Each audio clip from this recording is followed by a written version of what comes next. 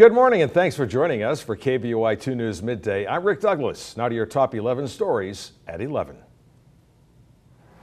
Second, the Senate adjourned, sine die. All in favor say aye. Aye. All opposed nay. The ayes have it. We are adjourned. And with that, a second adjournment for the Idaho legislature after a marathon day of hearings and votes to guarantee the uninterrupted federal funding of child support in the state.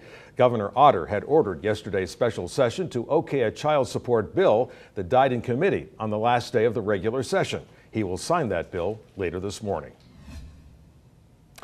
3 neighborhood associations have been invited to speak at tonight's Boise City Council meeting about St. Luke's proposed and very controversial expansion of its East Side campus. The Downtown Boise Association also will participate. The council meeting begins at 6. The residents of a home on North 5 Mile got a rude awakening this morning when an SUV crashed into the home. A neighbor said his wife heard a crashing sound, so he went outside to look. He was shocked to see the vehicle by that garage. The cost of the damage isn't known. Today is Election Day here in Idaho, and school funding is one of the biggest issues on the ballot in many places. In Horseshoe Bend, it's a second chance for voters to approve a badly needed $600,000 levy. I've been in this area all my life, and this is the poorest that we've ever had the school money-wise. District leaders say the levy in Horseshoe Bend won't raise taxes, but without the money, cuts will have to be made. Administrators say they'll have to lay off at least one teacher, reduce kindergarten to a half day, and cut off funding for athletic programs. In notice, school board members hope the third time's the charm. They're asking voters to approve a $4.8 million bond to build an elementary school.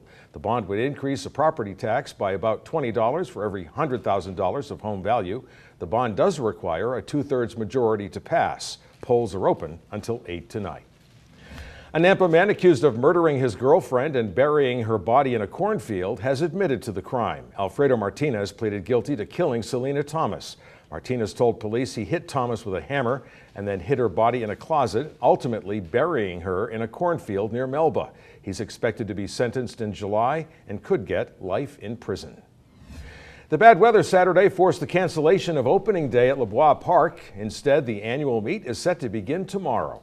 General Manager Dwayne Didrikson says he made the decision to shut things down to protect the safety of the jockeys and horses. So live horse racing returns to Boise tomorrow night.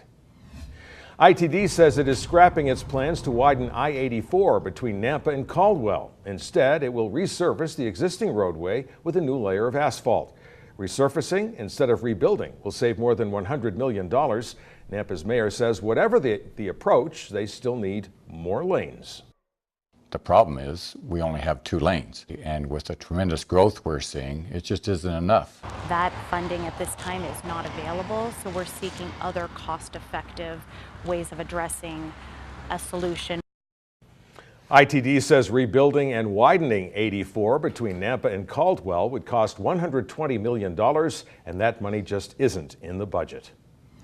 Well, the feds claim Fiat Chrysler isn't working fast enough to fix recalled cars. Yesterday, regulators announced a rare public hearing to look into the matter. The National Highway Traffic Safety Administration will investigate the automaker's performance on 20 recalls involving about 10 million cars, trucks, and SUVs. NHTSA Administrator Mark Rosekind says in each of the 20 recalls, the agency has significant concerns around Fiat Chrysler's performance. President Obama has ended a long-standing practice that allows the transfer of some federal combat-style gear to local law enforcement. The president wants to ease tensions between police and minority communities like Ferguson, Missouri. He said equipment made for the battlefield should not be a tool of American criminal justice. So, no more grenade launchers, bayonets, armed vehicles, and the like will be provided to state and local police agencies. British police have arrested 7 men they say were involved in a major jewel heist over the Easter weekend. The suspects range in age from 48 to 76. They were nabbed this morning in a sting involving more than 200 officers and 12 addresses in both North London and Kent. In the Easter weekend heist, thieves broke into a vault containing safety deposit boxes and got away with jewelry worth about $310 million.